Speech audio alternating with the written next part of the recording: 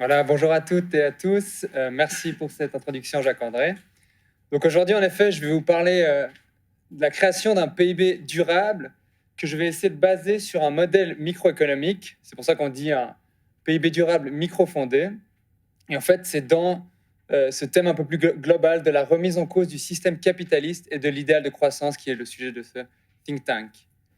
J'ai travaillé sur ce projet avec le professeur Kenza Benima, que je remercie vivement, qui est ici, qui m'a vraiment énormément aidé, qui m'a donné des conseils très précieux. Donc, au niveau de la motivation, je suis désolé, je vais vous reparler du Covid, mais je crois que c'est tout trouvé pour mon sujet, en fait. On ne connaît pas les causes pour l'instant, qu'est-ce qui a provoqué le Covid, mais on sait en tout cas que cette maladie, elle va être plus facilement répandue à cause du réchauffement climatique. Donc, le réchauffement favorise ce genre de maladie. Et aussi notre système actuel, dans toute sa globalisation, où on est tous interconnectés, on peut facilement justement transmettre le virus à travers tous les pays. Et donc justement, ce Covid, on l'a vu, ça remet complètement en cause notre système. On se demande, qu'est-ce qu'on fait en fait finalement? Est-ce qu'on a généré de la croissance? Et on voit aussi que l'environnement peut détruire de la croissance. Notamment, l'IMF annonce pour l'économie mondiale 4,9% de décroissance du PIB, ce qui est énorme. La crise financière 2007, c'était moins 0,1, et là, on a moins 4,9, donc c'est les prévisions, bien sûr, pour cette année. Donc, on voit que l'environnement peut complètement détruire notre croissance, et donc, justement, le Covid, c'était tout trouvé pour créer un PIB durable, un PIB qui, justement, essaie d'intégrer l'environnement. Donc, comme je l'ai dit, le réchauffement climatique, qui n'est donc pas un problème qui est seulement lié au Covid, qui est lié, bien sûr, à énormément de facteurs, et en fait, le problème qu'on a, c'est qu'on est en train de détruire la planète, et on est en train de détruire pour les générations futures, mais on n'intègre pas ça à l'heure actuelle dans nos mesures, on ne prend pas en compte la valeur qu'on détruit, et c'est ce qu'on va essayer de faire ici. Bien sûr, ce n'est pas les seuls problèmes que notre système pose à l'heure actuelle. On voit avec les crises sociales en France et partout ailleurs que aussi, en fait, la population n'est plus vraiment en accord avec ce qu'on fait, et que justement le bien-être des individus n'est plus le point central de nos mesures, parce que nos mesures, elles font que de croître, alors que le bien-être semble de plus croître à l'heure actuelle. Donc en fait, mon projet, c'est vraiment positionner le bien-être de l'individu au centre, et puis essayer de trouver une méthodologie pour mieux prendre en compte son bien-être et mieux le mesurer. Donc ça pourrait s'appliquer à ce genre de cas, mais moi je vais bien sûr me cantonner à l'environnement. Le problème du PIB. Donc le PIB, on sait, ça mesure notre croissance et on l'apprécie énormément. C'est une mesure vraiment fiable et puis, enfin fiable dans certains sens, mais au moins on comprend ce que c'est. On peut comparer entre les pays et puis c'est transparent. Vous savez tous ce que c'est le PIB, cette somme de valeur ajoutée. Mais si vous regardez ce graphe-là, on a la croissance du PIB mondial et on la compare avec la croissance des émissions de gaz à effet de serre. Ces émissions, c'est celles qui provoquent le réchauffement climatique. Et alors moi, quand j'ai vu ce graphe, j'étais choqué. Je savais que notre PIB générait énormément d'émissions, mais je ne pensais pas que c'était à tel point. Donc là, on voit la croissance, ça montre une corrélation énorme. Vraiment, à chaque fois que votre PIB a une croissance, les émissions également. Et vraiment presque de la même magnitude à chaque fois, si vous regardez les deux courbes à chaque fois. Et donc là, c'est vraiment, ça montre que le PIB n'est plus une mesure fiable, il faut pouvoir l'adapter. Ça, ce genre de problème, c'est vraiment choquant à mon avis. Du coup, l'objectif, c'est de créer un PIB durable. On appelle aussi des PIB verts, peut-être que vous avez entendu sous cette nomination-là. Et on se base sur un modèle économique, et ça, c'est l'approche novatrice du modèle. En fait, jusqu'à maintenant, on ne sait pas trop pourquoi les gens ils enlèvent la valeur. Si vous lisez les PIB verts, vous ne comprenez pas trop pourquoi on enlève la valeur des émissions. Et nous, on essaie de comprendre pourquoi au sein du modèle. On essaie de rendre transparent tout ça. Et ça, c'est l'approche novatrice de notre mesure. Et on croit que justement, ça pourrait amener un consensus international. On se concentre sur les émissions de gaz à effet de serre, car c'est vraiment le problème numéro 1 lié au réchauffement climatique. Et puis, justement, on présente une méthodologie qui pourrait s'adapter à d'autres facteurs, tels justement les inégalités ou ce genre de choses. On utilise le concept du bien-être de l'individu, on le positionne au centre, comme ça, on n'a plus ce problème que le PIB ne prend plus vraiment le bien-être des individus. Et l'objectif, c'est donc d'ajouter une externalité négative au sein du PIB. L'externalité, c'est quoi? C'est quand vous avez l'impact des actions d'un individu sur d'autres individus sans qu'il n'y ait de compensation monétaire. Donc souvent, on peut faire la référence avec la fumée. Quand vous fumez et que vous dérangez votre voisin, vous ne payez pas pour le fait que vous dérangez votre voisin. Et là, on a ce problème avec le PIB. Pourquoi? Parce que le PIB, c'est de la production. Et quand vous avez de la production, vous avez des émissions de gaz à effet de serre. Et ces émissions, évidemment, dans le futur, ça va réchauffer la planète et ça aura des dégâts. Mais ça, c'est pour les générations futures. Et c'est vrai que c'est dur à l'heure actuelle de se dire « Ah, il faut qu'on prenne ça en compte, vu qu'on ne réalise pas encore les problèmes qu'il peut y avoir. » Mais si on se soucie du futur, si on se soucie des générations futures, alors le fait qu'on est en train de détruire la planète dans le futur, ça impacte notre bien-être. Ça impacte notre bien-être déjà aujourd'hui. Et donc, il y a un rôle pour un PIB durable. Il y a une externalité qui est là, qui est bien présente et qu'on pourrait intégrer dans le PIB. Et ça va vraiment être l'objectif de ce projet. Donc tout d'abord, je vais parler un peu des émissions, juste pour que vous soyez au courant où on en est à l'heure actuelle. Puis après, je vais aborder le sujet un peu philosophiquement, pourquoi il faudrait un PIB durable. Puis on va attaquer le modèle théorique, qui est peut-être la partie la moins marrante. Puis on ira sur les résultats empiriques et un cas un peu plus pratique à la fin pour comprendre comment on pourrait utiliser le PIB durable. Du coup, il y a un économiste qui s'appelle Nicolas Stern qui, en 2007, a fait une review sur l'environnement, et puis je trouve qu'elle est très complète. Et si on résume en quelques points ici ce qu'il dit, il dit que pour avoir un réchauffement de 2 à 3 degrés, il faudrait avoir un stock de carbone dans l'atmosphère entre 950 et 1200 gigatonnes de carbone. Gigatonnes, simplement 10 puissance 9 tonnes. Donc ça, c'est ce qu'il faudrait avoir si on veut un réchauffement de 2 à 3 degrés. Évidemment, c'est des estimations. Le niveau actuel, c'est 960. Donc c'est même pas que le niveau actuel, on doit lui baisser sa croissance, c'est qu'on doit déjà commencer à le réduire. Le niveau actuel, il a déjà passé le seuil des 950. On est déjà proche d'un réchauffement de 2 degrés. Et vous savez que les objectifs de l'accord de Paris, c'est 1,5 degré. Donc vous voyez où on en est. La situation, en fait, est déjà grave. Alors, moi, j'étais surpris de voir ça. Je croyais qu'on devait justement ralentir cette croissance. Mais en fait, apparemment, on a déjà atteint certains paliers. Donc, il faudrait déjà être en décroissance au niveau du stock. Donc, c'était surprenant et ça montre l'urgence de la situation, en tout cas au niveau des émissions de gaz à effet de serre. Puis, au niveau de la coopération internationale, c'est peut-être ce qui est le plus intéressant, savoir comment les pays, justement, s'organisent pour réduire leur impact. Mais on a le protocole de Kyoto en 2005 qui avait objectif moyen de réduction de 5% des émissions, et on met ça par rapport à 1990, simplement. Et c'était pour la période 2008 à 2012. Donc, c'était un objectif qui était quand même intéressant et puis qui était vraiment recommandé par les économistes. Puis, il y a eu l'amendement de Doha qui a suivi. Celui-là, malheureusement, il a déjà pas été... il n'est jamais entré en vigueur, en fait, donc ça, c'est déjà un problème. Et puis, l'objectif, c'était quand même 18%. Donc, c'était un bel objectif, mais c'est jamais entré en vigueur. Donc, déjà, quand ça entre en vigueur, il y a peu d'intérêt pour les pays à le respecter leur objectif. Mais en plus, si ça n'entre pas en vigueur, je vous laisse imaginer.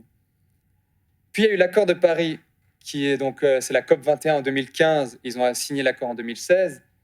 Et là, justement, on a défini l'objectif. On a fixé cet objectif à 1,5 degré, que je vous ai montré qu'on n'est pas, en tout cas, on n'est pas prêt d'y arriver. Et justement, on a des cibles individuelles différentes, mais cette fois, on a l'obligation de formuler des objectifs. Donc, au niveau de cet accord, ce qui change, c'est que maintenant, c'est un tout petit peu contraignant. Chaque pays doit vraiment formuler des objectifs.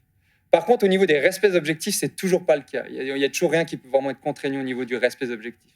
Vous savez comme c'est compliqué au niveau international de faire respecter des objectifs comme ça. Par exemple, la Suisse, juste pour vous dire, elle fixe 50% de réduction de ses émissions par rapport aux émissions de 1990. Et cet objectif est pour 2030. Donc voilà.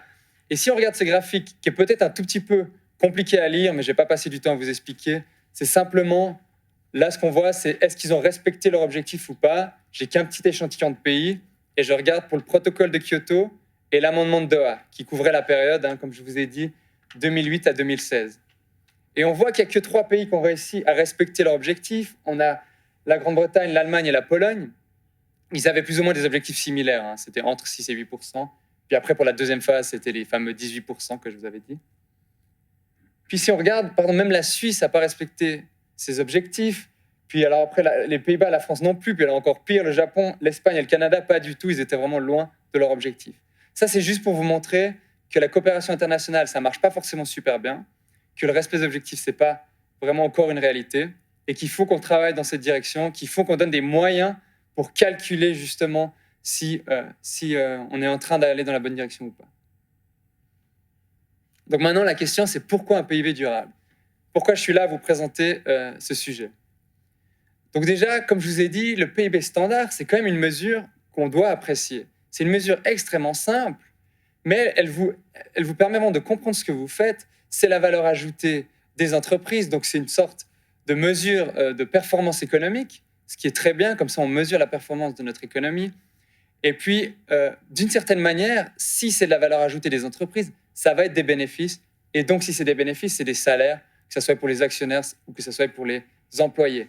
Donc, si c'est votre salaire, c'est de l'argent que vous touchez, vous pouvez en faire quelque chose. Et en théorie, vous pourriez devenir plus heureux, ça pourrait augmenter votre bien-être. C'était ce qu'on pensait en tout cas à l'époque. On se disait, ce PIB, ça mesure tout, ça mesure la performance économique et la performance sociale, car d'une certaine manière, ça se retrouve dans les mains des agents.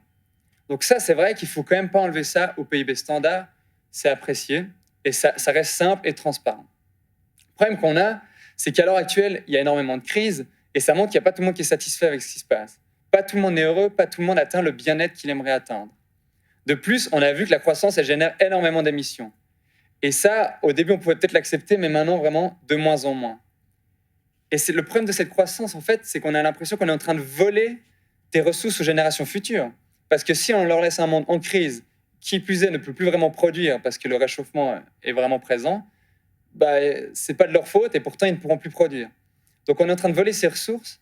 Donc pourquoi pas essayer d'intégrer le fait qu'on vole ces ressources déjà aujourd'hui, dans le PIB. Donc c'est vraiment ça l'objectif et c'est un peu le débat philosophique qu'on peut avoir sur le sujet. Voilà, maintenant on attaque un peu la partie théorique, parce que évidemment, du coup, je construis un modèle économique, parce que l'avantage de ce modèle, en fait, ça me permet d'enlever le côté arbitraire. Ça me permet d'être transparent sur ce que je fais. Je montre exactement pourquoi j'enlève la valeur des émissions. Je montre exactement les raisons. Et puis après, vous pouvez l'adapter vous-même. Vous pouvez changer les paramètres. Vous pouvez dire non, je ne suis pas d'accord avec toi. J'aimerais pas mettre cette valeur-là. Et justement, ça permet justement d'avoir un bon débat. Et puis de ne pas simplement enlever les émissions pour aucune raison, parce qu'on dit simplement on les enlève parce qu'elles provoquent des dommages. Il faut avoir une vraie raison, et le modèle économique aide pour ce genre de choses.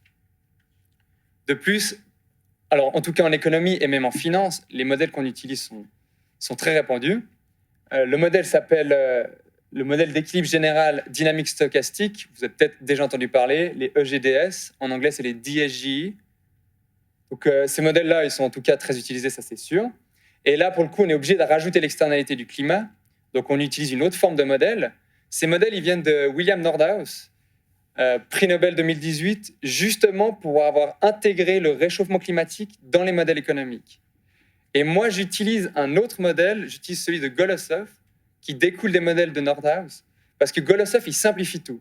Il rend tout linéaire, il rend tout simple, tout beau, pour que tout le monde puisse comprendre comment ça fonctionne. Et ça, c'est ce qu'on aimait vraiment bien avec ce modèle. Et c'est pour ça qu'on l'utilise. Et l'objectif, du coup, c'est lier le PIB et l'externalité du climat au bien-être. Donc ça, je vous l'ai répété plusieurs fois, c'est vraiment fixer ce bien-être puis intégrer ces deux éléments ensemble. Au niveau des hypothèses, notre modèle a comme période de temps 10 ans, parce que c'est des modèles de long terme. Les dommages, ce n'est pas demain qu'ils vont se réaliser, c'est dans le futur. Donc on est obligé de changer l'échelle et mettre que T vaut 10 ans. J'essaie de repasser un modèle où je mets que l'année T vaut une année, justement. Mais ça marche un peu moins bien parce que, justement, ça fait que les dommages se passent beaucoup trop vite et, du coup, je surestime un peu les ajustements. Chaque variable est calculée à l'échelle mondiale. Ça, c'est peut-être un problème, d'ailleurs. Du coup, en fait, on est agrégé à travers tous les pays du monde. Donc, le PIB durable que je vous parle depuis tout à l'heure, c'est un PIB mondial. Ça va peut-être vous surprendre. On travaille pour faire un PIB par pays. Ça devrait pouvoir se faire, ça c'est sûr. Mais pour l'instant, c'est un PIB mondial. Vous verrez qu'il y a besoin encore de certaines hypothèses pour faire un PIB par pays. Puis là, on attaque la première équation économique, qui est une équation que vous avez sûrement déjà vue. C'est la satisfaction du consommateur qui s'écrit avec une fonction d'utilité. Donc, on appelle ça le bien-être, en fait. On dit que c'est U qui est fonction de CT. CT, c'est quoi? C'est la consommation. Donc là, on dit simplement que les gens sont satisfaits s'ils consomment. Très simplifié, mais même là, vous verrez, il y a une justification à ajuster le PIB, même en disant que les gens sont juste intéressés par leur consommation. Et puis cette fonction, c'est une fonction logarithmique, parce qu'elle a l'avantage d'être monotone croissante, et ce qui est assez logique, plus vous consommez, plus vous êtes heureux, mais elle a des rendements décroissants, Et ça veut dire du coup que si on vous donne trop de consommation, bah, vous n'êtes plus vraiment autant heureux qu'avant. Si je vous donne 200 Kinder Bueno, vous ne saurez pas quoi en faire. 2 vous suffit probablement. Et avec cette fonction-là, on représente ce genre de choses. Voilà. Et maintenant, on s'attaque au PIB. Qu'est-ce que c'est notre production? C'est cette variable YT. Et puis, en fait, on pourrait bien sûr dire notre production, c'est production de machines, d'immeubles, d'ordinateurs, de trousses. Du coup, on a besoin de quoi? On a besoin de capital, on a besoin de personnes, on a besoin de technologie et d'énergie. Et tout ça, dans notre modèle, on enlève, on garde juste l'énergie. Dans mon papier pour mon mémoire de master, j'ai laissé bien sûr tous ces éléments, ça ne change rien au modèle. Mais l'avantage ici, c'est que si on les enlève, ça rend les équations lisibles. Sinon, les équations seront beaucoup trop longues pour mettre sur un slide. Donc, j'enlève tout ça, je garde juste l'énergie. Donc, admettez qu'on peut faire ça. Donc, la production, YT, c'est une fonction de l'énergie. Plus vous mettez de l'énergie dans votre production, plus vous produisez. Le problème qu'on a, c'est qu'on n'a pas un rendement de 1 pour 1. On a ce terme 1 moins DST qui vient. Ça veut dire que quand vous augmentez l'énergie de 1, vous n'augmentez pas votre production de 1, il y a des pertes. Et ces pertes, c'est quoi? C'est justement notre environnement. C'est cette fonction exponentielle. La fonction exponentielle, elle dépend justement de ST, qui est le stock de carbone dans l'atmosphère. Donc c'est justement ça qui provoque le réchauffement climatique, et ça va justement venir diminuer votre rendement de production. Et plus ce sera élevé, évidemment, plus le terme il sera plus petit que 1 ici. Et puis on a l'avantage d'avoir ce facteur moins gamma T ici, qui va justement transformer votre stock de carbone en dommage à l'économie. Et l'avantage, c'est que vous pouvez l'adapter. Vous pouvez dire, moi, je pense que le monde est prêt à gérer le réchauffement climatique. Je pense que ce facteur de dommage-là sera très faible. Vous pouvez mettre à une valeur faible. Mais si vous pensez qu'on ne va pas s'en sortir et que c'est vraiment une catastrophe ce qu'on fait, vous pouvez l'augmenter. Et donc ça, c'est bien, ça vous permet de justement faire une analyse de sensibilité. Du coup, le stock de carbone, il faut qu'on le modélise dans notre modèle. Et on le modélise de la manière suivante, cette équation-là, qui semble un peu compliquée, mais je vais essayer de vous l'expliquer comme il faut. Donc simplement, votre stock de carbone, c'est toutes vos émissions passées. On voit ici, ça va de 0 à T plus T, et ici il y a un signe moins. Donc on a bien les émissions passées. C'est évidemment toutes vos émissions qui partent dans l'atmosphère, elles y restent. Elles vont s'échanger avec certains stocks, mais fondamentalement, elles restent dans votre atmosphère pour une très longue période. Et puis on a ce facteur d'escompte 1 - ds qui va justement représenter le cycle. Puisque le carbone, il monte dans l'atmosphère initialement, puis il s'échange en fait avec différents stocks. On a 3 stocks. On a l'atmosphère, on a la biosphère, et on a, avec la surface des océans, c'est compris ensemble, pardon, biosphère et surface des océans. Et puis on a la partie profonde des océans. C'est vos 3 stocks, et c'est comme ça que vos émissions, elles vont justement fluctuer en ces 3 stocks. D'abord, il y a cette partie qu'on dit phi L ici, qui vient multiplier vos émissions, et on voit, c'est un paramètre constant, c'est vraiment cette partie qui reste éternellement dans l'atmosphère. Donc vous émettez 9 ici, vos émissions c'est 9, et puis il y a une partie, phi L, qui reste éternellement dans l'atmosphère. Il y a une partie 1 moins phi L, 1 moins phi 0, donc c'est pas cette partie-là, c'est une partie qu'on voit pas, 1 moins phi L, 1 moins phi 0, qui n'est plus dans l'équation, parce simplement, c'est une partie de vos émissions qui descend dans la biosphère. C'est ce plus 3 qu'on a ici, c'est une partie des émissions qui redescend et qui reste là-dedans, en fait, qui reste stockée là-dedans.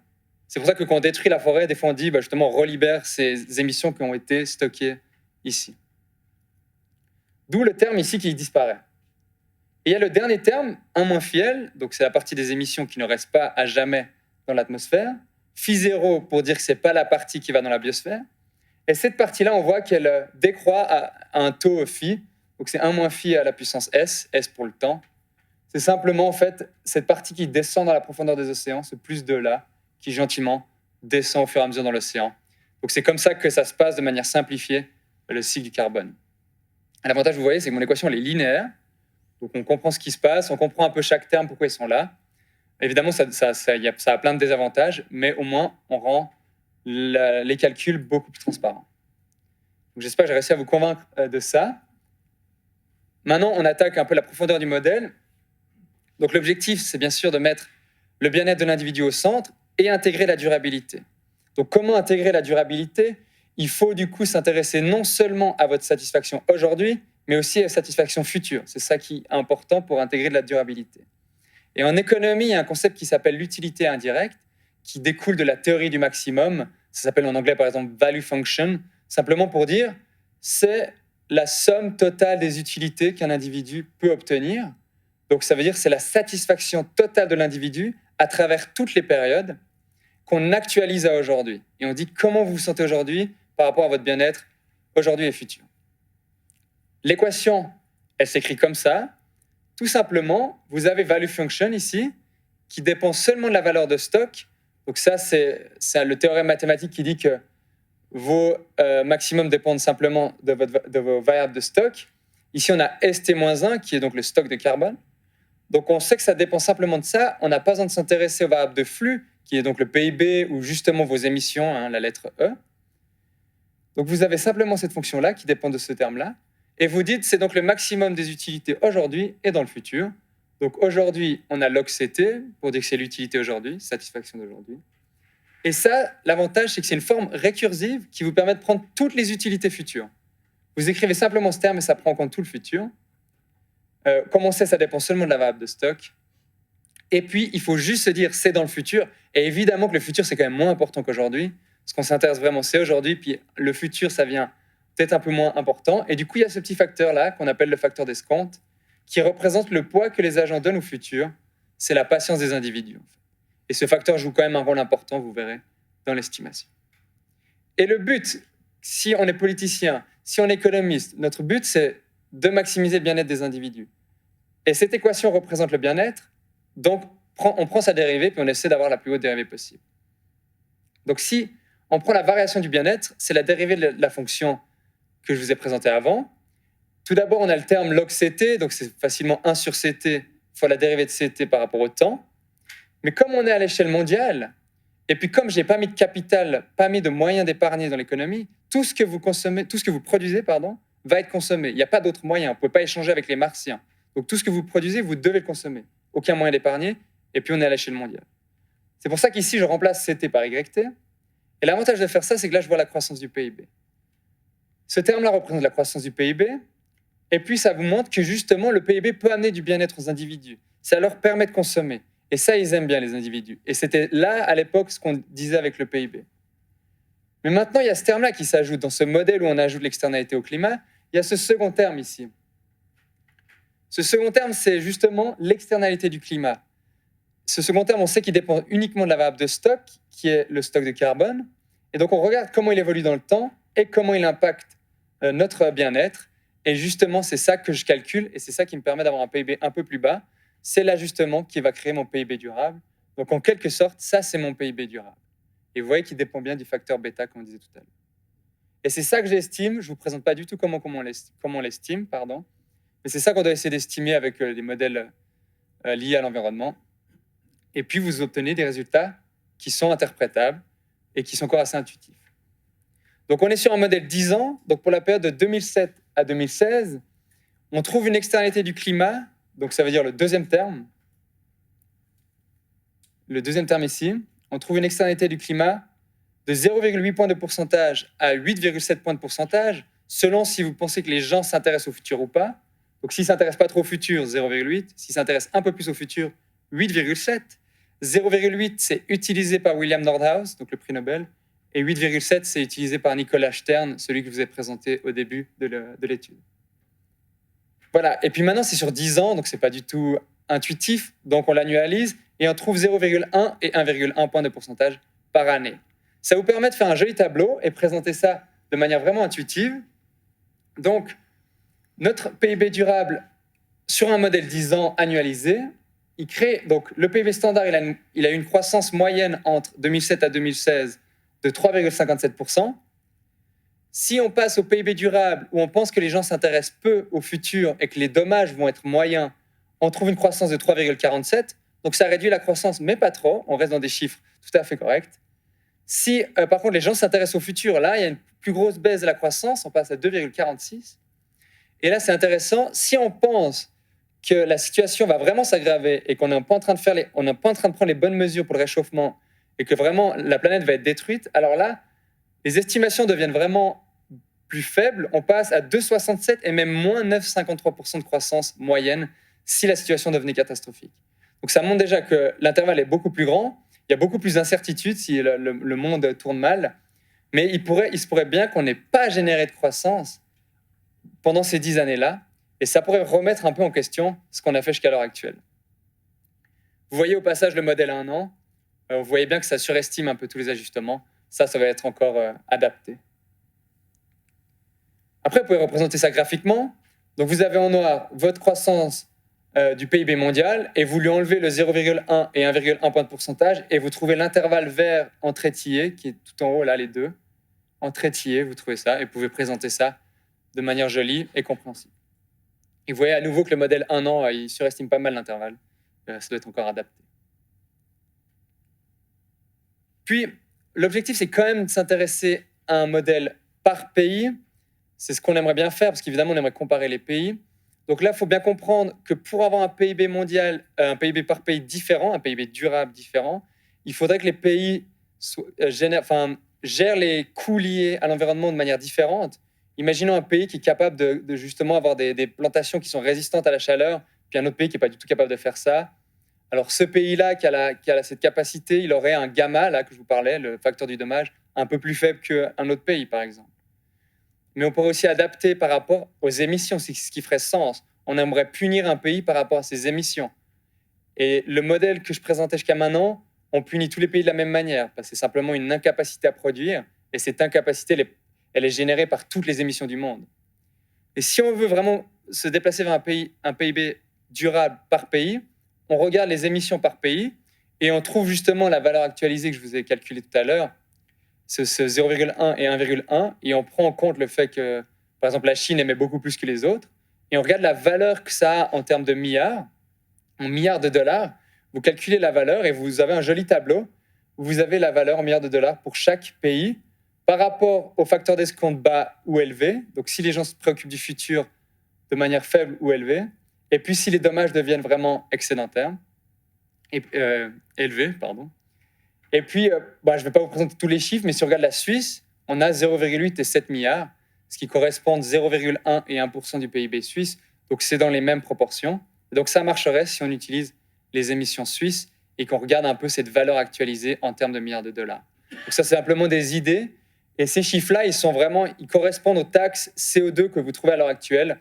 On s'est amusé à faire plusieurs fois l'exercice et on a trouvé que finalement, ces chiffres-là correspondaient. Voilà, maintenant pour terminer, je veux juste vous faire un petit cas pratique. Alors c'est très simplifié et on n'a pas forcément le droit de faire ce qu'on fait, mais c'est simplement pour vous montrer l'utilité d'un PIB durable, concrètement à quoi ça servirait. Nous, on pense que notre PIB durable, il reflète un tout petit peu mieux le potentiel de croissance, puisqu'on enlève justement ces pertes qu'on va générer dans le futur.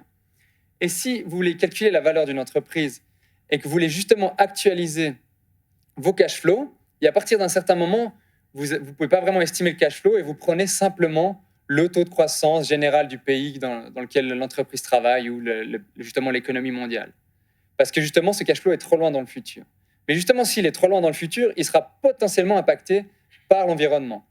Donc, on pourrait essayer de prendre ça en compte et c'est vraiment un essai qu'on a fait. Du coup, on utilise cette méthode d'actualisation des flux de trésorerie. Et puis, comme on dit, les cash flows sont estimés jusqu'à un certain horizon, mais à partir de cet horizon, on ne sait plus vraiment ce que c'est. Donc, on utilise, par exemple, cette méthode de Gordon-Shapiro. On se base sur un taux de croissance perpétuel G, qui est typiquement le taux de croissance du PIB réel. Donc, il faut calculer cette valeur terminale avec ce fameux G, et on va pouvoir utiliser les différentes variantes qu'on a créées. Donc, si on regarde les cash flows estimés, pardon. Alors.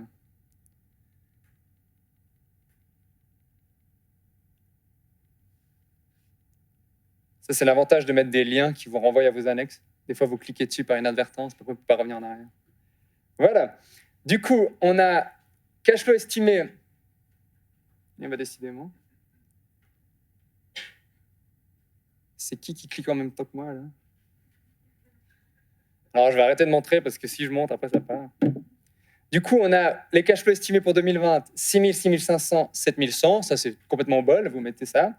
Puis vous dites, à partir de 2022, aucune idée de ce qui va se passer. Donc, je prends le taux de croissance de l'économie mondiale. Alors, c'est 3,6%, je n'ose même pas remontrer, mais 3,6%. Dans la variante 1, vous prenez simplement le PIB réel, le standard. Puis vous vous dites, non, moi je pense que les PIB durables, ils reflètent mieux la réalité. Donc vous prenez 3,46% et 2,47%. Et vous calculez les valeurs terminales. Vous trouvez ces valeurs-là, qui sont un peu arbitraires. Puis vous essayez de calculer la valeur de l'entreprise avec cette méthode d'actualisation des cash flows. Et on voit que ça fait quand même une grande différence. On prend valeur nette de la dette un peu au bol, valeur entreprise, on calcule avec ce qu'on a fait avant. Et on trouve valeur fonds propres 162 000, 158 000 et 128 000.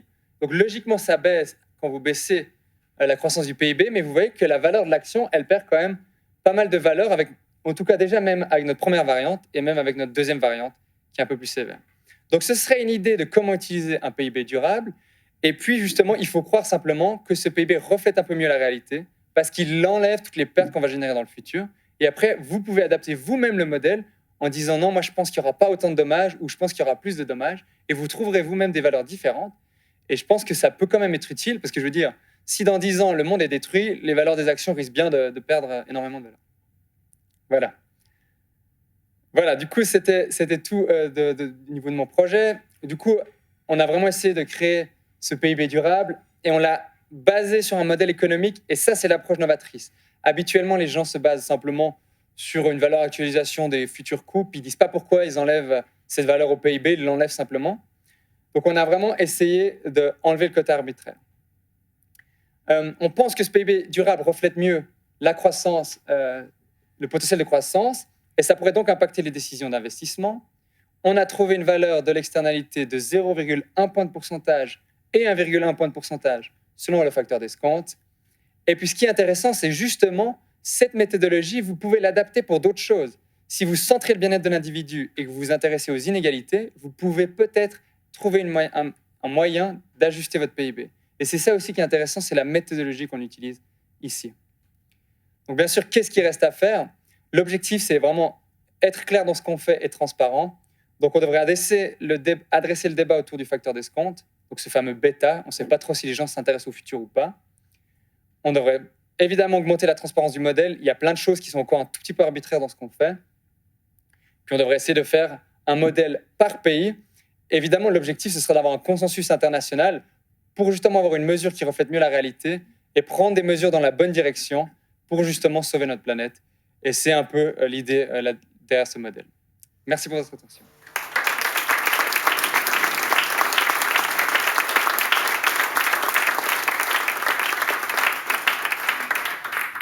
Merci Jérémy pour cette présentation. Alors j'aimerais tout de suite m'empresser de dire, pas de panique, on va pas parler que de chiffres ce matin, on va aussi parler un petit peu du lien entre ces chiffres avec notre réalité, la réalité des institutions de prévoyance.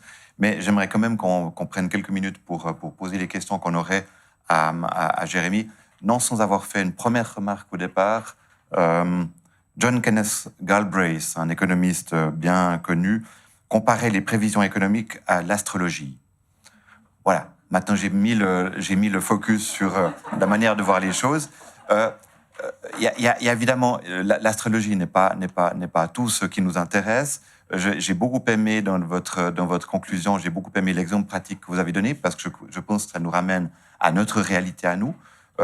Qui avait misé sur les actions VV il y a quelques années s'est trouvé mari des résultats de cette entreprise pour n'avoir pas respecté en fin de compte certains codes déontologiques qui paraissent pourtant relativement évidents. C'est des illustrations de ce genre-là, on en trouve en quantité, donc je crois que le lien avec notre pratique au quotidien, il est facile à faire. J'aimerais rappeler aussi encore une chose, on y reviendra sans aucun doute dans le débat de tout à l'heure. La présentation de Jérémy était fondée principalement ou essentiellement sur la question de l'énergie, l'utilisation de l'énergie. Le PIB ne tient pas compte de toute une série de facteurs, qui sont des facteurs qui sont aujourd'hui particulièrement importants. J'en cite un certain nombre, sans être exhaustif. Il ne tient pas compte du travail au noir. Il ne tient pas compte du travail non rémunéré. Il ne tient pas compte des conséquences, alors ça vous l'avez dit, des conséquences demain de l'activité d'aujourd'hui. Il ne tient pas compte de l'évolution des richesses, c'est-à-dire par exemple les plus ou moins values sur la bourse.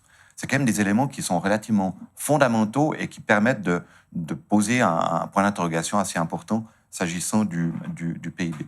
Mais j'aimerais m'arrêter là, j'aimerais pas faire une deuxième conférence après la vôtre, et j'aimerais ouvrir le débat avec vous. On a quelques minutes pour poser des questions à Jérémy. On reviendra une fois de plus dans le débat qui suivra en fin de matinée sur ces questions-là. Mais est-ce qu'il y a des questions en ce moment précisément à Jérémy, s'il vous plaît? Un micro est à votre disposition qui circulera dans la salle le cas échéant. Ça semble avoir été d'une clarté limpide.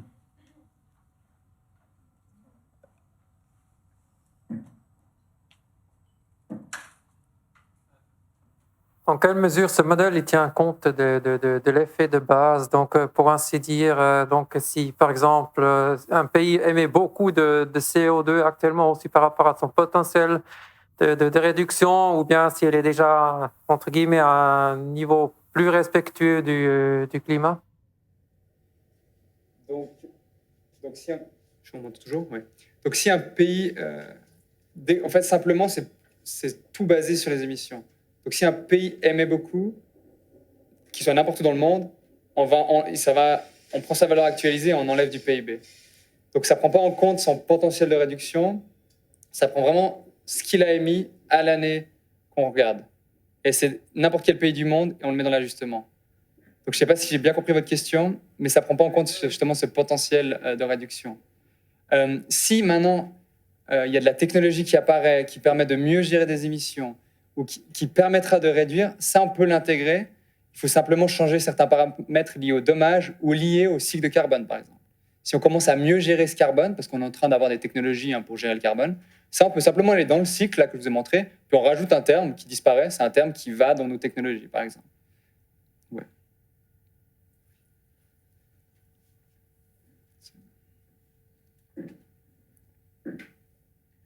Question par rapport au cas pratique que vous avez montré à la fin pour l'évaluation d'une entreprise.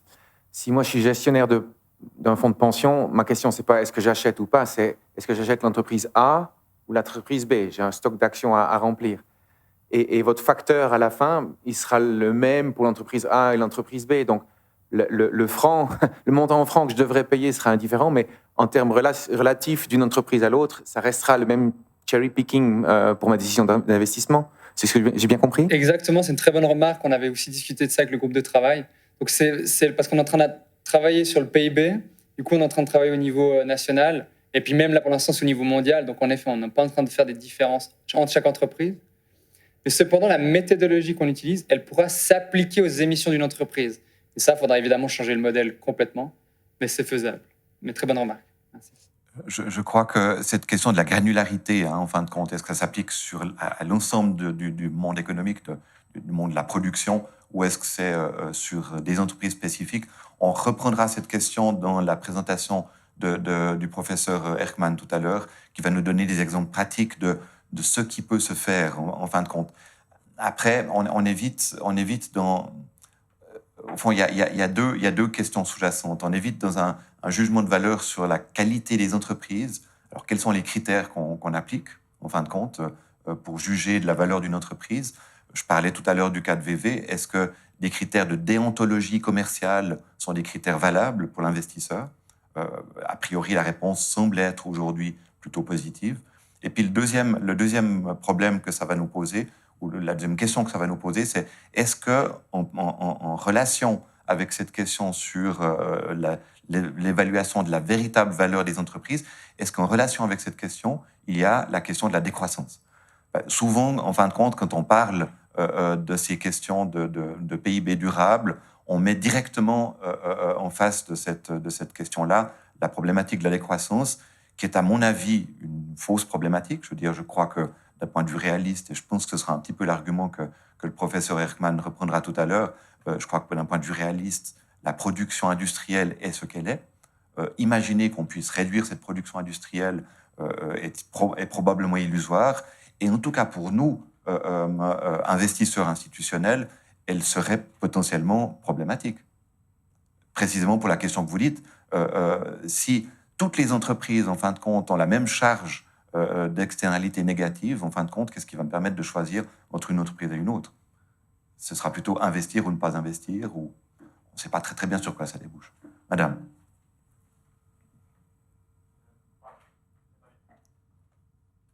Non, c'est juste pour compléter un peu par rapport à la question.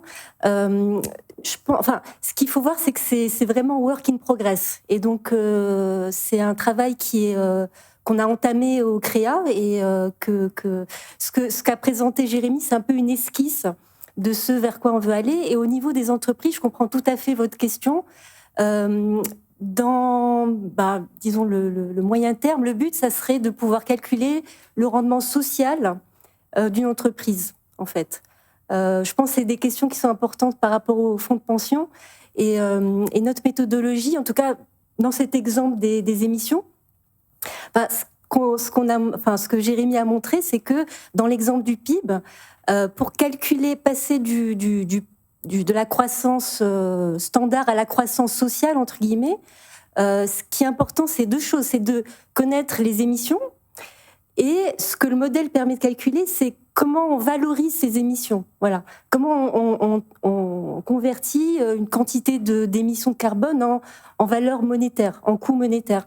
Et ça s'applique absolument aux entreprises. Donc, dès lors qu'on aura l'empreinte carbone d'une entreprise, on pourra convertir cette empreinte carbone en termes en termes monétaires, quoi. Donc en termes de rendement aussi. Et voilà, donc ce coefficient, il pourrait être... Alors ça, c'est quelque chose auquel on doit réfléchir. Est-ce que doit être le même en fonction des entreprises? Mais quelque part, une tonne de carbone, elle aura le même effet, quel que soit l'émetteur. Mais par contre, ce qui va différencier les entreprises, c'est combien elles émettent, en fait. Donc c'est là, je pense qu'on peut répondre par rapport à ça. Merci. Est-ce qu'il y a d'autres questions? Oui, ici.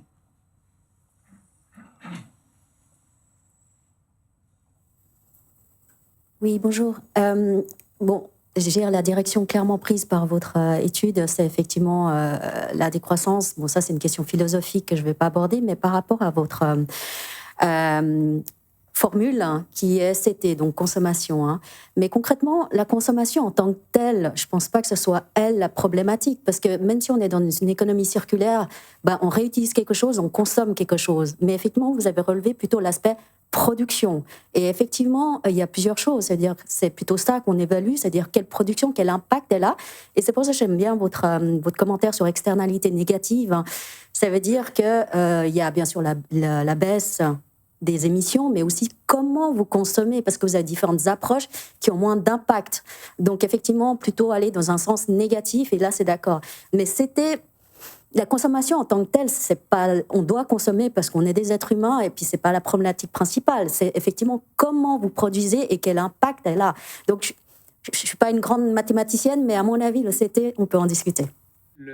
En fait, le souci c'est que s'il y avait vraiment des dommages à l'économie qui vont se passer dans le futur, ça vous empêchera de consommer, en fait. Et c'est pour ça qu'on arrive à créer un PIB durable. C'est parce que, justement, dans le futur, les gens ne pourront plus consommer comme nous. Et donc, c'est comme ça que l'approche elle se fait pour créer le PIB durable. Donc, on avait besoin de la consommation pour lier avec le bien-être des individus. Et puis, ça fait un peu de sens qu'on pense, justement, les gens ne pourront pas consommer dans le futur. Alors oui, certes, la consommation, ce n'est pas le problème. C'est bien pour ça que, direct après, on switch sur la production YT, et c'est cette production-là qui émet, hein. C'est celle-là qui a besoin de ET. Mais le problème, c'est qu'on ne différencie pas la consommation, hein. C'est cette variable CT unique. Mais comme je vous disais, dans le futur, les gens consommeront moins, probablement à cause de nous. Du coup, c'est pour ça que l'approche, elle peut fonctionner, mais c'est vrai que vous avez un bon Pourquoi est-ce qu'on devrait consommer moins? On peut juste consommer différemment. Tout à fait, en effet, oui. Mais du coup, c'est juste que quand vous émettez, à l'heure actuelle, on empêche de produire suffisamment dans le futur. Alors, c'est sûr qu'ils pourront consommer différemment. Mais s'il n'y a plus rien, consommer différemment, ce sera pas possible parce que vous n'aurez juste plus rien. Worst case scénario. Dans ce cas-là, oui. C'est ça, en tout cas, l'approche intuitive du modèle. Merci beaucoup. Je vous propose qu'on en reste là aux questions à Jérémy pour le moment. Une fois encore, on reprendra ce thème dans le débat qui nous occupera en deuxième partie de matinée. Et puis, je laisse Jacques-André Monnier introduire... Merci encore, Jérémy.